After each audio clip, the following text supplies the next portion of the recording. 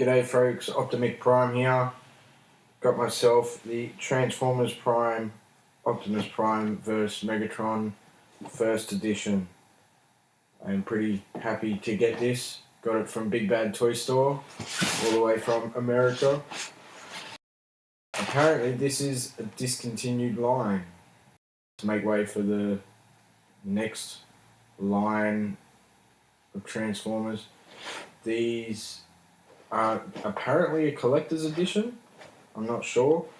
All the editions I've seen so far didn't come with the little hub sticker. Mine has. I'm guessing this was because this is an American version. Box is pretty cool. I'm liking the tapered sides on it. I don't know, it has a bit of a zing to it rather than the standard flat back cardboard with just the pod of plastic on the front of it. This is pretty cool.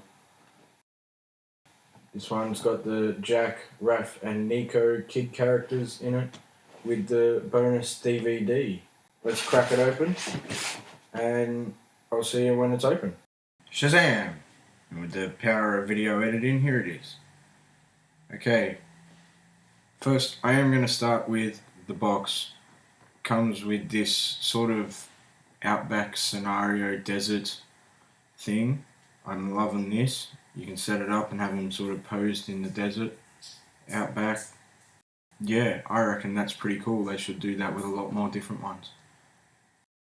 Being the special edition, first edition one, it doesn't really matter that much. Alright, that's the DVD. I'll get back to that later. I'm going to start off with the kids, get them out of the way with, because I've got more important things to talk about. I like the novelty of having the kids in it, but unfortunately, I don't know if you can see it because my camera's not the greatest, the paint detail's not all that cracked up to be. The fingers and hands actually blend in with the leg, and you can see overlapping mixture of paint where I don't know if it ran during production. Yeah, I mean, these aren't the main characters, these are just sort of extras, so it's not really that important. If it was on the main figures I'd be upset, but I reckon I can live with this. Posability, little bit of head swivel, and that's about it. I'm going to start off with Optimus now. He is looking cool. Not a fan of this giant shield thing at the front here. I know it's part of the transformation, it sort of needs to be there, but leaves a giant cavity in the front here. Big hole. I don't know if you can see. Yeah, you can see light all the way through it. Not a fan of that, but meh. If it's got to be there, it's got to be there. Not a fan of the big grey sleeves. They could have been painted red. I don't see any reason why they couldn't have been painted red. When it's in its alternate mode, they're hidden. You don't see them, so it doesn't make any difference. But in the arm position, it just looks terrible. His gun. His gun's got two handles on it. Now I'm pretty sure that's for the alternate mode, and that's for him holding it, because you can't really, like, it fits in his hand, but it fits in sideways and cockeyed, and you can't really do much with it with that one, so it's got to go on that handle. Okay, posability. We got shoulder up and down, there's a swivel in the bicep, and a bendy joint in the elbow, and the wrist is on a ball joint, goes all the way around and actually goes back quite far, like he's broken his wrist, but that's for transformation. Head doesn't swivel all the way around, or it feels like it could, but it would break, and that's a ball joint. Forwards and backwards, got a lot of movement there. Left to right, not so much, but it does pivot and turn. Rotating hip joint, that's for transformation, as well as You can get some good poses. Looks like he's sort of dancing there. Ball jointed hips with quite a lot of movement, quite a good range of movement. I like that. Plus, oh yeah, swivel thighs, goes all the way around. Bendy knees, and it's like a weird swivel joint here in the foot. It goes left and right ever so slightly, but it goes forwards and backwards really easy. It's like it's a double swivel joint with the forwards and backwards down in the foot, and the left and the right higher up in the shin bone. Other than that, paint apps look good.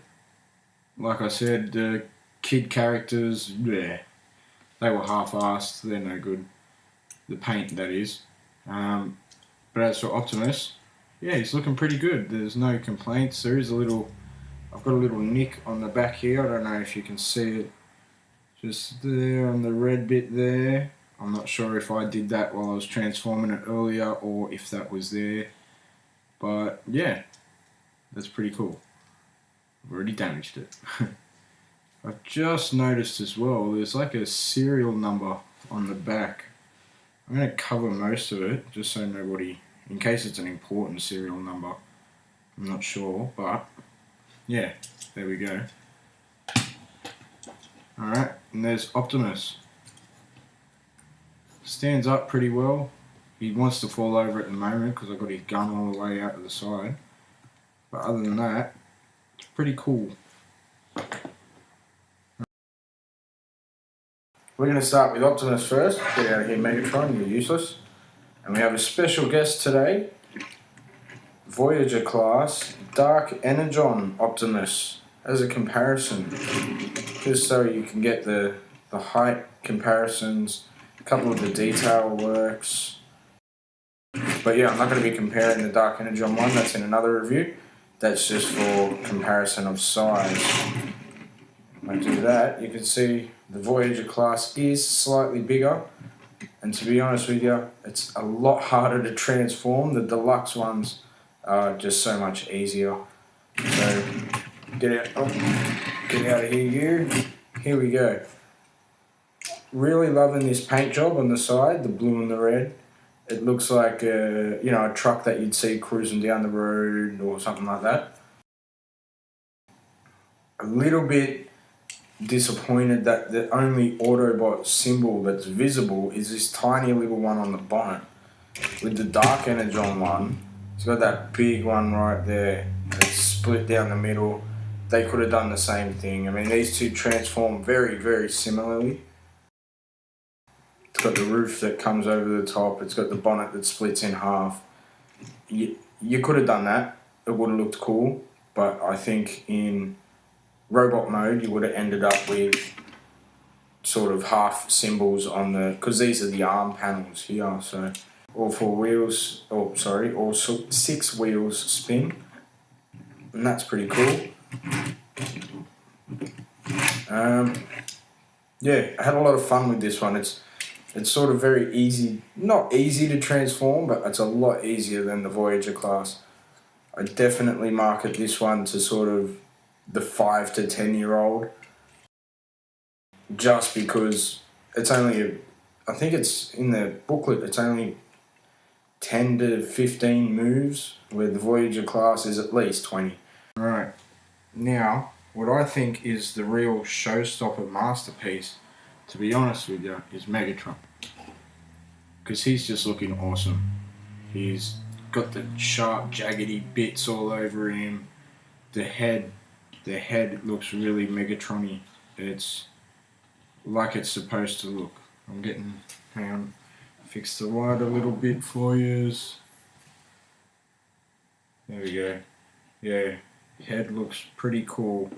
I don't know if you can see that there as well. It's actually got teeth on it. Yeah, my camera's not the best. Sorry about that. But it would have been cool if they could put like a little jaw hinge in there so you could just poke it and open and close his mouth. That would have looked awesome. The gun gets mounted on The right arm only, you can't mount it on the left. Posability, good ball joint in the shoulder, goes all the way around. Does go up and down as well on a bit of a hinge at the back here. So that's for transformation. I don't see any purpose for it in posing. We got swivel in the bicep, pivot joint, bendy joint there, and not quite. It's not a ball joint. It's a swivel, and it doesn't really swivel all the way around because it fouls out on these bits here. Now, Megatron. Oh, and we also have Megatron Dark Energon as a comparison. For size difference, once again, the Voyager Class slightly bigger. It's not massively bigger, but it's big enough that side by side you notice the difference straight away.